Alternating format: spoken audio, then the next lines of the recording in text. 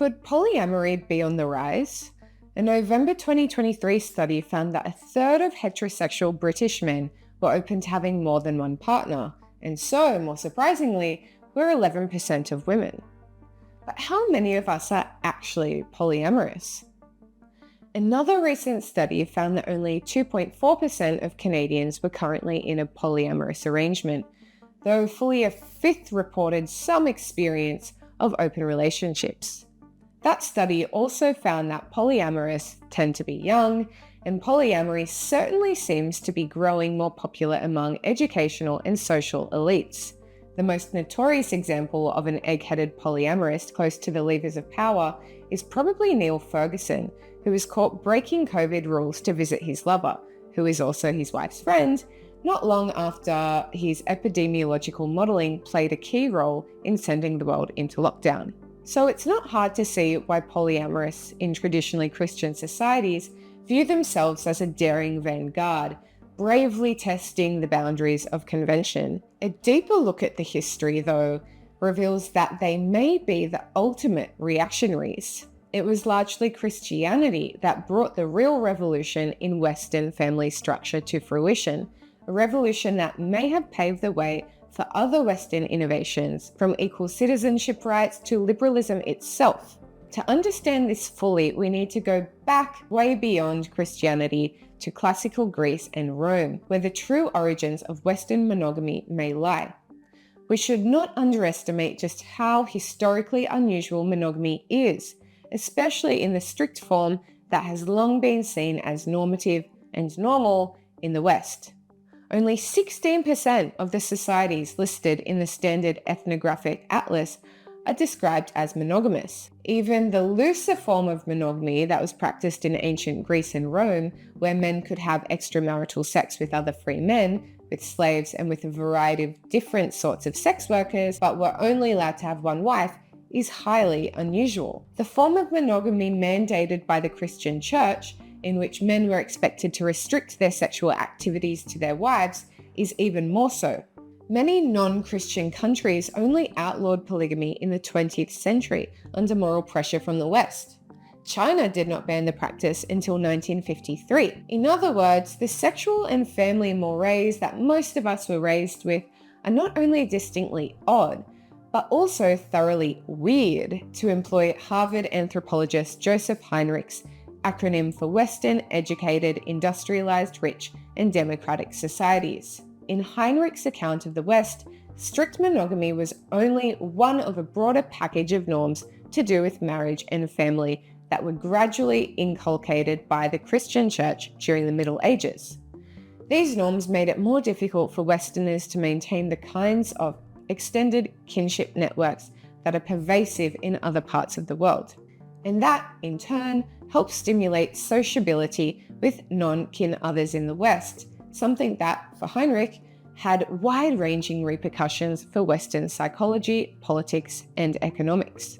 Heinrich's theory, buttressed by a wide range of empirical scholarship from psychology, sociology, and economic history, restores Christianity to a central place in the development of the West. As we have seen, though, a form of monogamy was already practiced in ancient Greece and Rome, and it is Greco-Roman societies that may have provided the decisive break with the polygamous past, bequeathing to Christianity a set of sexual norms that it could later tighten.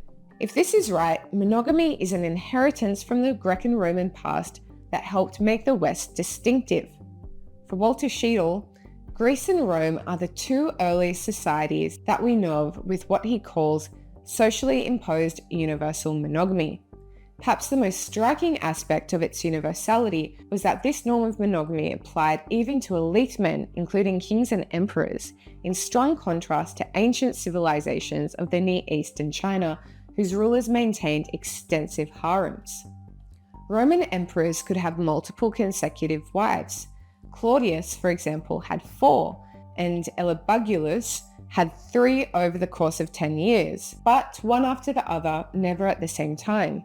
King Henry VIII would face the same limitation in 16th century England. In classical Greece, polygamy was viewed as a barbarian custom or a mark of tyranny.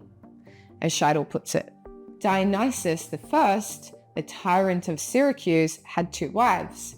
Philip II of Macedon adopted many Greek customs, including pederasty, in his desperation to be accepted as a Hellene. But he was not going to limit himself to 1 wife at a time. His son Alexander followed his father's example, as did many Hellenistic warlords and kings. Monogamy, on the other hand, may have been a feature of Athens' democracy from the time of Solon, who reformed the city's laws in the early 6th century BC.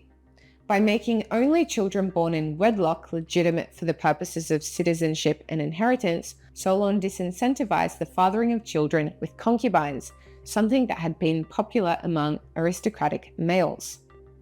For Susan Leip, the change put free Athenians on the same reproductive footing, which helped foster an egalitarian ethos among men and constituted an important condition for the full democratization that would come at the end of the 6th century thanks to another reformer, Cleisthenes. Solon also may have introduced other measures designed to shore up sexual equality among male citizens, including, according to one fragment of a piece by the comic poet Philemon, state-sponsored brothels, which Philemon praises as demotikos or democratic. It was probably in democratic or proto-democratic Athens then that the seeds of Western monogamy were originally planted. Granted, Western monogamy still had a way to go before it attained the strict form it took in the Christian Middle Ages.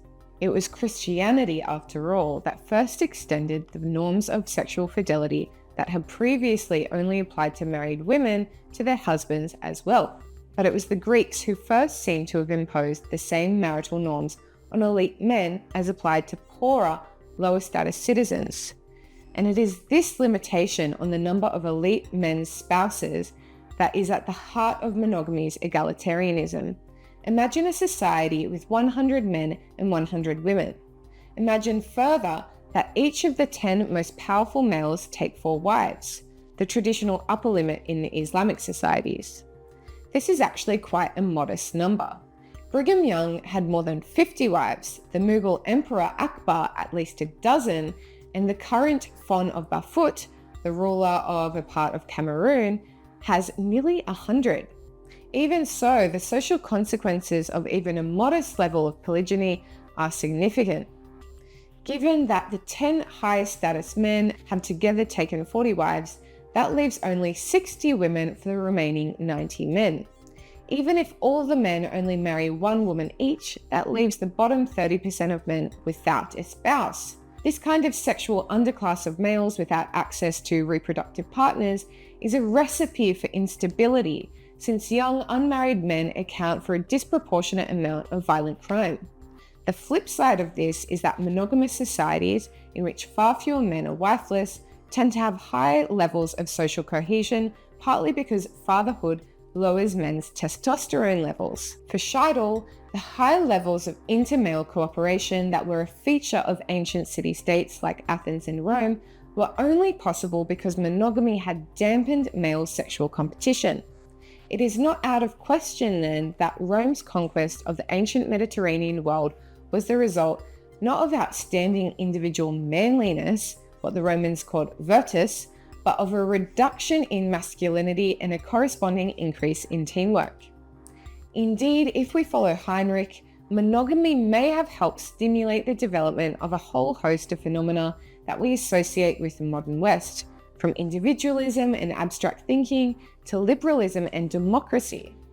This brings us back to our current situation. From a purely liberal perspective, there seems to be nothing wrong with one man choosing to have several girlfriends, or even with several women choosing to share one boyfriend, as long as everyone involved is a consenting adult. Nor does there seem to be anything wrong with one woman choosing to have multiple boyfriends, though polyandry is vanishingly rare among human societies. Even from a feminist perspective, polyamory seems difficult to unambiguously condemn. There is an argument, of course, that women will be treated with more respect and affection in monogamous relationships, and that multiple women having to share one man is an affront to the equality of the sexes that modern societies usually strive to uphold. Given the way that polyamorous societies tend to lean, relatively few men will be expected to share one woman. On the other hand, though, many women may genuinely prefer to share the affections and resources of an extremely successful man rather than monopolize those of someone less impressive. Can restricting women's own sexual preferences and choices really be considered feminist? But although polyamory doesn't obviously conflict with either liberalism or feminism, it may weaken the strict universal monogamy that has been a feature of the West since Greek and Roman times. And that could jeopardize the whole package of Western modernity, including liberalism itself, as well as egalitarianism and even democracy. The liberal mindset that may underpin the increasing acceptance of polyamory in elite circles in the West may thus contribute to the erosion of one of the key social practices that enabled the West to become liberal in the first place. But fears of this sort may be exaggerated.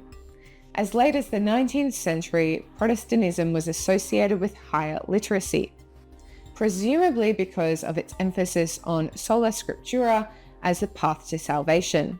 But the fact that Protestantism spearheaded the surge towards near-universal literacy rates doesn't mean that societies have to be Protestant in order to be literate. Other societies, including non-Christian ones, have noticed the enormous benefits that flow from literacy and have cultivated it on that basis.